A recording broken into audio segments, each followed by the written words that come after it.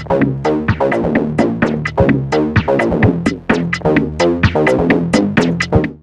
everyone, Rizwan Jagani here, and I'm playing a fast one on you guys this week because I realized I had a video imbalance in the sense that I had more performance videos than I did talking videos because I did the Beauty and Beast cover, which you can check out right here if you want to, but because of that I'm talking 2 weeks in a row. So this time I'm talking about a different topic just because it's something that has been occurring to me with especially the things that I've been doing recently leading up to my master's, which if you didn't see my vlog video from the RAS vlog, which I did last week, I'm going to Carnegie Mellon University this fall to study my master's in music performance with Professor David Hardy. And the thing I was thinking was about music education in the respect that I'm now going on another educational chapter, and currently I'm finishing up one in the form of my teaching. So it kind of occurred to me in that sense, a musician's perspective on education, and are musicians good at being educators? I sometimes feel like we have a natural gift or a natural sort of knack at it because of different perspectives and different experiences that we've had. I came up with 3 reasons as to why I feel musicians are very good at being educators. 1, because we are constantly striving to learn. 2, because we empathize with rising people and students especially. And 3, finances.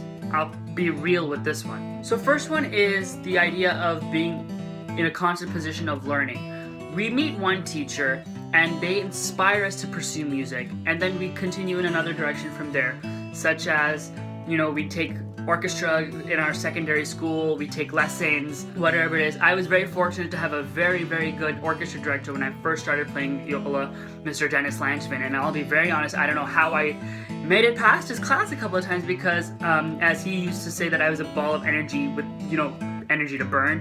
So I'd always get kicked out of class, I guess, because of my enthusiasm. But I turned out okay. And so, but that was like the initial spark that made me want to learn the instrument, and then I kept going from there. You know, I had different teachers with different perspectives, and I was constantly learning these different perspectives. And even to this day, I'm learning from, you know, either a piece that I'm playing from my students, or, you know, my mentors that are constantly giving me new advice, because sometimes you can't learn something without already knowing something.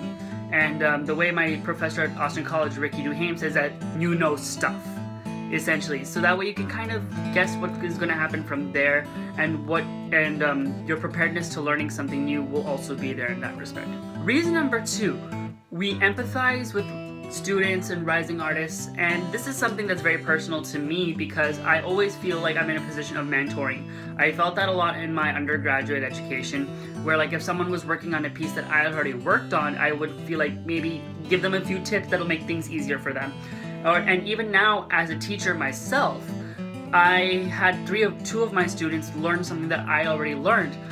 And I did it for specific reasons, to get them to open up on their sound, to learn different techniques, different styles, and I was able to relay all of that information to them. And in a way it ties back to perspective 1, is because I learned so much from different teachers.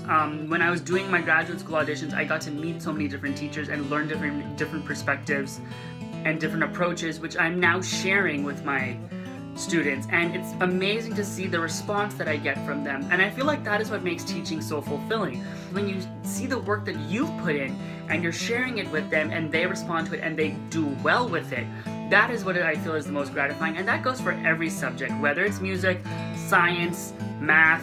Teaching in its own respect is very fulfilling in that ideology that you are sort of bringing someone up with what you've learned and you're sharing those moments with them. Point number 3, finances. Let's be real, music is a very unpredictable field, and one thing that is very lucrative in the field and is also very, very consistent is education, teaching. So it definitely helps from a financial perspective. If you're not necessarily performing a lot, or if you don't get a lot of gigs in your calendar, if you have a studio with a lot of students, you are getting income that way, and that is why a lot of people do it. A lot of people supplement teaching to a performing gig. Let's say if you're a symphony orchestra, you're probably teaching during the week and then doing your concerts on the weekend, or you're a full-time teacher and your gigs are supplementing that. From a financial perspective, teaching is very effective as well. And it's also one of the most real perspectives I wanted to show, apart from the happy behind the scenes stuff that actually happens, where you've taken in information like a sponge and then you're giving the information to another sponge, and that perspective. So this was something I had been thinking about. It's a bit of a rambling topic because I feel like my perspective always changes.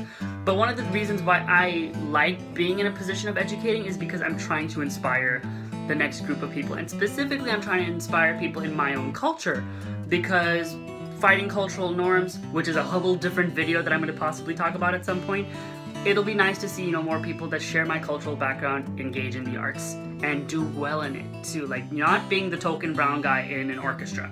I hope you enjoyed this video. It's an interesting perspective that I wanted to share. As always, please give me a thumbs up, share this video with some of your music educator friends, and definitely subscribe to my channel. I'll actually have a performance for you next week, and I'm excited to share that one with you. So till then, take care. Bye.